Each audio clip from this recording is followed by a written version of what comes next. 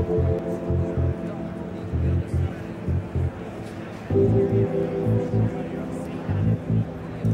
everybody, it's Andrew Gaffney with Retail Touchpoints. I'm here at the NRF Big Show, and I'm happy to be joined today by Rob Garf with Salesforce. Rob, thanks for making time today. Yeah, thanks for having me, Andrew. It's always a pleasure. Yeah, so Rob and I go back a ways. I'm really excited to catch up with him again. I was interested to get your take. We haven't really had a chance to talk about it, but we're a couple of weeks past the holiday season, which is obviously huge for retail. It seemed like mostly good news, but I think you have some deeper insights into it. I'd love to get your perspective on it. Yeah, absolutely. Certainly part of my team's remit is to look at all the data that's flowing through our platform, about 3,000 sites across more than 50 countries, and that's about 500 million unique shoppers on a monthly basis. So we look at that data. Around the holidays, we saw some really interesting insights. In fact, our customers grew at 18%, so that's a bit over the average of about 11 digitally, and I think NRF was forecasting or posted about 4 or 5%. So looking really solid there. And what we also saw, mobile, as it relates to holiday, really became the majority. In fact, over the holiday season, we saw 60% of traffic going to mobile with 41% of orders. Now, two interesting stats beyond that is on Thanksgiving, for the first time ever, there was higher order share for mobile than computer, and it did hit the majority on Christmas. 50% of orders we hit on Christmas. Yeah, pretty amazing. That's a big curve. I mean, is that substantially bigger than what you would have seen the year prior? You know, the growth is pretty consistent. What we're seeing, Andrew, is, let's be honest, retailers have somewhat stubbed their toes as it relates to the mobile experience. Really create a lot of barriers between inspiration and purchase, and they're really smoothing that out quite a bit, particularly around the checkout with Apple Pay and Android Pay. Going from many clicks down to one click has really smoothed out the checkout funnel a lot and really increased the credibility and the immediacy in which the consumer can actually purchase something.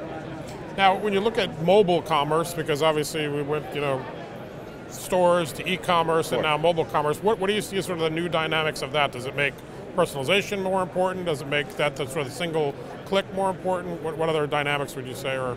We see that personalization, as you just pointed out, becomes so important. If you think about the larger form factor, you just have more real estate, but you go back to the old adage of retail in terms of it's all about the real estate, it's all about the right product at the right place at the right time, and personalization driven by artificial intelligence on a small form factor where you really have not a lot of real estate is so important, because you'll lose the shopper ultimately. So you can't force them to scroll and scroll, but really not play hide and go seek with your product and your recommendations and your personalization, but put it right front and center for the consumer.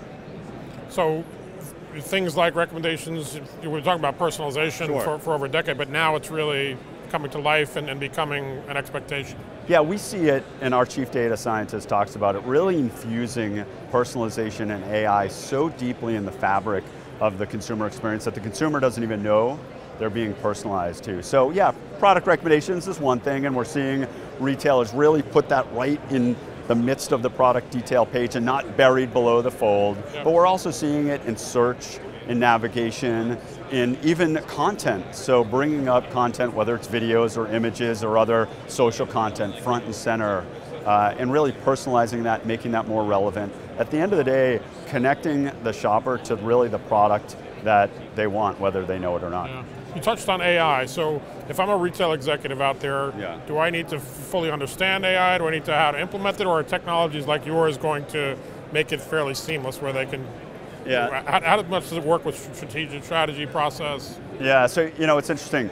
We just completed some survey work with Deloitte around customer experience, and the hypothesis is that retailers need to put customer data back into the customer experience. And my content team is really going to kill me here, but I want to give one stat going to the question. So erase this right after we record this, okay? Yeah, in terms of what we're seeing is over the next 3 years, there's going to be a 50% increase in demand of data scientists. What that means is demand is going to totally outpace capacity and supply, and so retailers can't be looking for data scientists to solve every business problem. So our philosophy at Salesforce with Einstein is infuse it, again, right not only into the user experience, but the merchant experience as well to automate a lot of those processes. And that's part of the value that we bring to the table in our capabilities around AI is really, again, automating a lot of that process for the merchant and then manifesting itself in the consumer experience. And for the merchant on sort of the back end, that's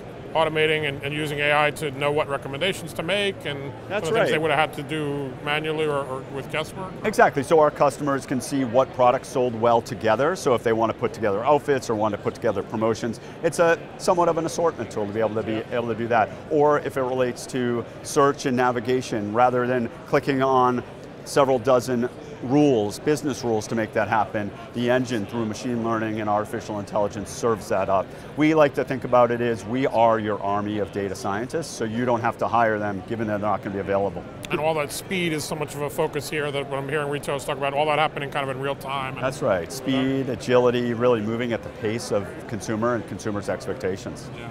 So you were, involved in the early days. We started talking about omni-channel. Sure. Now omni-channel is maybe overplayed, but yeah. What's sort of the next wave of that? I think you and I talked a little bit about that the channel experience is really going to wherever the customer is. Is that right. sort of where you're seeing retailers? Yeah, really the basis of omni-channel, as you know better than anybody, Andrew, has been within the retailer's enterprise. How can we connect customer information, inventory information, order information from store to mobile, to service and online.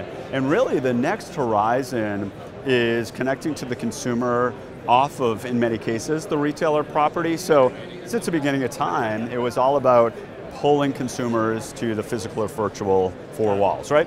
What's happening, the reality is the consumers are now traversing all these various entities, whether it's messaging platforms, social media, mobile aggregate sites, or marketplaces, right? And it's really complex, but it's an imperative for the retailers to push their brands to wherever they are, not just from a marketing perspective, to really embed the buy button. So it's complex, it's a new dynamic, but it's something we're tracking really closely. And aligning with everything that you guys have been talking about, it makes mobile more important, it makes cloud more important. That's right, having an open platform, allowing retailers on their own through the agility that you just talked about to extend the shopping experience and not doing it via a 4-week, 8-week, couple-month project that IT then has to put in their queue, but just being able to pop that in and being where the consumers are, whether that's for our customers able to get into Instagram and enable a buy button, or Pinterest for that matter, wherever the consumers are. In the Far East, there would be a WeChat as an example in terms of what's happening in China. So you touched on coming out of the holiday season, some of the results you've seen there. What's your scope of where retail is? What do you think the climate is? What's your outlook sort of heading through 2018? Yeah, certainly people are feeling really good, but we can't stop there. Certainly there's high customer confidence, consumer confidence, but retailers need to continue to, I think, unify the consumer experience. But we talk a lot about, Andrew, AI. In fact, we find with AI-powered product recommendations, while 5% of the customers on our sites, consumers that is, click on it, it drives 30% of revenue. Retailers have a way to go, and really a big barrier beyond the organizational alignment is the data. We really think there's going to be a retrench and a reboot, if you will, around retailers managing consumer data to not only aggregate it, cleanse it, but ultimately operationalize it, make it actionable. And AI can't happen unless you get your data house in order. So we see a really reshift, if you will, on the data side, particularly around the customer. That makes sense. Thanks, it's always good to catch up. Absolutely, good insights. Andrew. Thanks Thank for you. sharing with us. Thanks, everybody.